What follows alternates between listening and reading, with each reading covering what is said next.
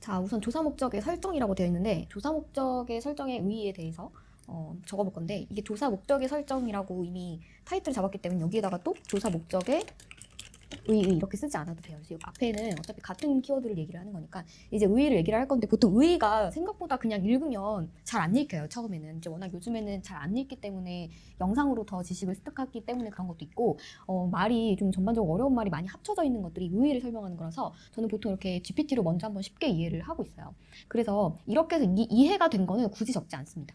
자, 여기 보면은 조사 목적의 의의가 의사결정 문제를 해결하기 위한 자료를 수집을 해서 전략적 대안을 제시하는 것이다. 그러니까 조사 목적의 의의라는 말을 먼저 이해를 해야 되는 거예요. 그래서 제가 이 정도까지는 몰라도 생각보다 이 정도까지 안 될 경우가 있어요. 그래서 조사 목적의 의의라고 하면 어떤 의미일까? 직관적으로 이해를 해봤을 때, 그러니까 조사 목적을 하는 것에 대한 어떤 의의다라는 게 도대체 무슨 의미냐고 직접 키워드 자체를 이해를 해보는 거예요. 그러니까 왜 조사를 하는지의 이유와 가치 정도라고 할 수 있다. 이 조사가 왜 필요한지, 무엇을 위해 쓰일지를 알아야 그게 의미가 생긴다. 조사의 이유와 가치. 그럼 좀 쉬워지죠. 조사를 하는 이유는, 그죠? 조사를 해서 대안을 제시하는 거고, 조사를 해서 지식도 제공하고 그에 대해 이해하도록 하는 것이고, 조사를 하면 규칙이 발견될 거고, 그걸 일반에서 이론으로 정립하는 것이다. 저는 그냥 그런 키워드를 그냥 대안 제시, 지식 제공, 이론 정립, 이 정도로만 할게요. 자, 그랬더니 이제 이론의 의의라고 되어 있어요. 또 이런 어려운 말이 나오죠. 그럼 이론의 의의란 뭘까? 같은 식으로 설명해줘. 한번 해볼게요. 자, AI로 공부하는 건 좋은데 이걸 정리할 수 있는 분명히 자신만의 이런 필기 도구는 꼭 있어야 되는 것 같아요. 이게 꼭 제가 지금 소개하는 제 웹서비스가 아니어도 워드도 좋고 다 좋으니까 어떤 공부를 할 때, AI로 공부를 하되 이거를 잘 정리할 분명한 웹서비스는 필요합니다. 그래서 현상을 설명한다. 그렇죠? 그리고 이게 나와 있어요. 지금 현상에 대한 설명과 예측을 목적으로 변수 간의 관계를 밝힘으로써 그 현상에 대한 체계적인 견해를 제공하는 일련의 상호 연결된 개념 및 정의이다. 자, 그럼 이렇게 한번 해볼게요. 이론의 의의가 체계적인 견해를 제공하는 일련의 상호 연결된 개념 및 정의이다 라고 하는데, 이걸 어떻게 이해해야 직관적으로 와닿을 수 있을까? 자, 그럼 여기다가 이렇게 적어볼게요. 현상에 대한 설명. 사과가 왜 떨어지는가? 이 정도로만 두고요. 그리고 경험적으로 검증 가능, 체계적으로 일관성을 가진 일련의 진술 이라고 적을게요. 자, 또 어려운 말이 나오는데, 함축적이며 연역 가능성이 있는 관계에 의해 구조된 일련의 가설이다. 이 말도 같은 식으로 해석해줘. 함축적이며 연역 가능성. 함축적. 여러 가지가 합쳐진. 그죠? 그리고 연역 가능성이 있는. 연역 가능성이 있다라는 것은 여기서 봤듯이 이론에서 결론을 조금 더 쉽게 가볼게요. 연역 가능성이라는 거를 더 쉽게 설명해줘. 처음 써보는 말이에요. 솔직히 말해서. 연역 가능성. 연이어서 뭐가 된다는 건지. 큰 원리나 법칙에서 구체적으로 그럼 한자로는 어떻게 됐지? 연역이라는 말이. 한자로 좀 이해하면 쉬울 수도 있어요. 펴다, 확장하다. 풀어내다. 큰 원리에서 작은 원리로 풀어내다. 이건 이제 거의 이해됐거든요. 큰 원리, 작은 결론. 이런 식으로 해볼게요. 함축적이고 연역 가능성이 있다. 그래서 그것이 일련의 가설이다. 가설의 모음. 이런 식으로 해볼게요. 한자를 좀 배워야겠다는 생각이 드네요. 사실과 사실간의 관계에 논리의 연관성을 부여하는 것이다. 이거는 뭐 읽어도 알 수 있어서 넘어가고요. 이론의 기능 볼게요. 이론의 기능. 이론의 기능은 연구의 주요 방향을 결정한다. 그렇죠. 이건 알 수 있겠고, 현상의 개념화및 분류화 알겠고, 요약, 예측 및 설명, 지식의 어떤 지식의 결함, 지적. 뭔가 지적 나오면 틀릴 것 같거든요. 헷갈릴 것 같거든요. 적어 놓을게요. 지식의 결함, 지적이라는 말 나오면 헷갈리지 않기. 끝이에요. 이렇게 한 페이지를 끝을 냈고요. 다음 페이지 넘어가겠습니다. 그리고 이론과 관련된 개념, 명제, 법칙, 변수 이렇게 돼 있거든요. 그럼 한번 그냥 정리만 해볼게요. 명제, 법칙, 변수 세 가지 차이를 쉽게 예를 들어서 설명해줘. 해볼게요. 그러면 명제는 사실이나 주장이다. 설탕을 넣으면 음식이 달아진다. 그죠? 간단한 사실이나 주장. 그럼 명제 전 그냥 이렇게 적을게요. 설탕을 넣으면 음식이 달아진다. 이렇게 볼게요. 이 법칙에는 여러 명제를 체계적으로 연결을 한 거래요. 즉 여러 가지 명제가 있는데 이것을 체계적으로 연결해 만들어진 원리다. 설탕을 넣으면 음식이 달아지고 소금을 넣으면 짠맛이 난다.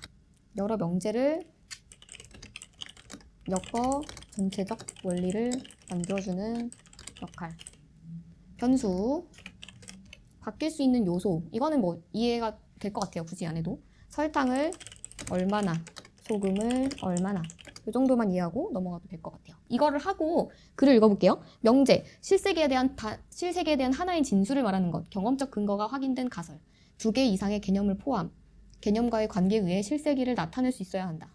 옳고 그름 판단할 수 있도록 해야 하고 관찰 가능한 현상에 속하고 있는 것이 무엇인지를 알 수 있어야 한다. 명제가 몇 개 묶어져 있는 것이 바로 이론이다.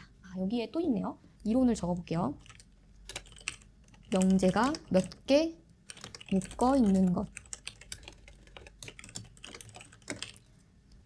물어볼게요. 이론이 명제에 몇 개 묶어 있는 것이라고 하는데 설탕으로 이해해줘. 이렇게 해볼게요. 이거를 안 하잖아요. 그럼 불안해서 이걸 노트에 다 적게 되는 거예요. 노트에 적어놔야 내가 보겠지 하고 다 적는 건데 그러면은 노트 필기를 안 하는 게 낫습니다. 노트 필기를 안 하는 게 낫고 그냥 교과서를 보는 게 시간 절약에 제일 좋아요. 그런데 시간 절약한다고 교과서를 매번 보다가도 이게 만약에 이해가 안 되면 계속 보게 되고 심지어 넘어갈 수도 있단 말이에요. 그래서 확실하게 하나라도 제대로 이해하는 게 좋습니다. 명제라고 되어 있고 명제가 뭐 이론을 만든다. 그래서 명제가 지금 3개가 있었는데 설탕을 넣으면 음식이 달아지고 설탕이 양이 많으면 단맛이 강해지고 설탕과 소금의 조화가 맛을 결정한다. 이렇게 명제가 모여서 설탕의 역할과 맛에 대한 큰 그림을 설명하는 이론이 되는 것이다. 그러면은 저는 요거를 복사할게요. 설탕이 음식의 단맛과 맛의 균형에 중요한 역할을 미친다. 이걸 그대로 복사해서 여기에 잠깐 위에 빈 셀을 삽입할게요. 그리고 여기에다가 이렇게 넣으면 되겠죠. 자, 이런 식으로 하면 될 것 같아요. 지금 요 빈셀 삽입을 통해서 중간에 내용을 넣어야 될 때는 요 빈셀 삽입으로 하시면 됩니다. 자, 그 다음에는 조사 목적의 구성이라고 되어 있어요. 그러니까 목적의 구성이라고 하면 무언가가 A, B, C, D, E, F, G 합쳐져서 조사 목적이 나와야 되는데 여기는 뭔가 단계를 설명하고 있는 것 같아서 무언가를 한 체크리스트 정도로 봐야 될 것 같아서 체크리스트라고 생각하면 또 해결이 되거든요. 해당 조사 목적이 의사결정 문제를 명확히 정의하는가 뭐 이렇게 해결해야 되는 건지 왜 조사해야 되는지 문제를 분명히 한다. 오케이. 해결적으로 고려할 가설 전략 대안을 구성한다. 문제 해결을 위한 대안을 생각한다. 그리고 각 대안이 맞는지 확인한다. 어떻게 조사할지 구체적으로 계획한다. 데이터를 모으고 분석해. 이거 너무 좋다. 이 말 그대로 쓸게요. 왜 조사해야 되는지 문제를 분명히 이런 한다 이런 거 사실 지워도 돼요. 그죠? 문제 해결을 위한 대안을 생각까지만 각 대안이 맞는지 확인. 어떻게 조사할지 구체적으로 계획. 구체적도 빼도 돼요. 당연히 뭐 건성으로 계획 안 하겠죠? 데이터를 모으고 분석해 최종 대안을 제시. 그죠? 자, 여기까지가 이제 다 한 것 같아요. 지금 이 유닛 안에 넣어야 될 것은 다 했어요. 지금 보니까 이 타이틀에 대한 페이지에 대한 내용을 한 페이지로 정리를 했어요. 이 타이틀이 지금 가지는 페이지가 2페이지 정도가 됐거든요. 2페이지를 이렇게 정리를 했고 한 번 더 줄여볼게요. 조사 이유와 가치, 대안을 제시하고 지식을 제공하고 이론을 정립한다. 그죠? 조사를 한다라는 거에서 지식 제공, 이론 정립, 대안 제시. 아직은 괜찮아요. 일단 둘게요. 이론이 왜 중요한가? 그죠? 현상에 대한 설명, 경험적 검증 가능. 왜 중요한가인데 경험적으로 검증이 가능하다? 이것 좀 이상해요. 다시 물어볼게요. 그러면 이론이 왜 중요한가를 묻는 의 내용 중 경험적으로 검증이 가능하고 라는 내용이 있는데 의랑 무슨 상관이지? 이렇게 해볼게요. 이론이 단순한 아이디어나 추상적 생각이 아니라 실제로 단순히 추상적이지는 않다. 이렇게 세계적으로 일관성을 가진 일련의 진술이다. 함축적 여기 일련의 진술 여기 지금 계속 있기 때문에 둘게요. 자, 그리고 이론의 기능. 여기서 좀 빨간색 표시할 게 함축적, 그리고 연역 가능성, 그리고 일련의 가설. 이 정도로 해볼게요. 그리고 일관성을 가진다. 또 중요한 말이었고, 경험적으로 검증 가능하다.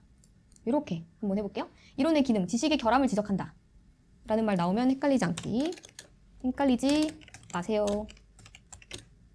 이렇게만 적을게요. 지식의 결함 지적. 이제 이론의 기능 근데 이해해서 사실 이 말 필요 없긴 한데 넘어가고요. 명제, 설탕을 넣으면 음식이 달아진다 라는 거. 법칙은 여러 명제를 엮어 라는 거고, 그리고 이론, 명제가 몇 개 묶어 있는 것.